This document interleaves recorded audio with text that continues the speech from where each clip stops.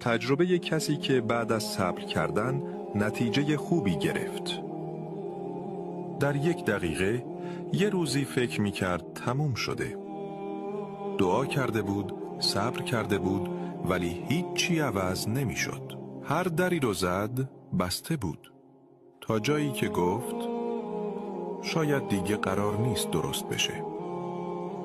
اما همون وقتی که خسته شده بود، خدا آروم آروم درها رو باز کرد، از جایی که حتی فکرش رو هم نمی کرد. یه تماس، یه اتفاق، یه فرصت و فهمید خدا از روز اول شنیده بود، فقط زمانش رو خودش تعیین کرده بود.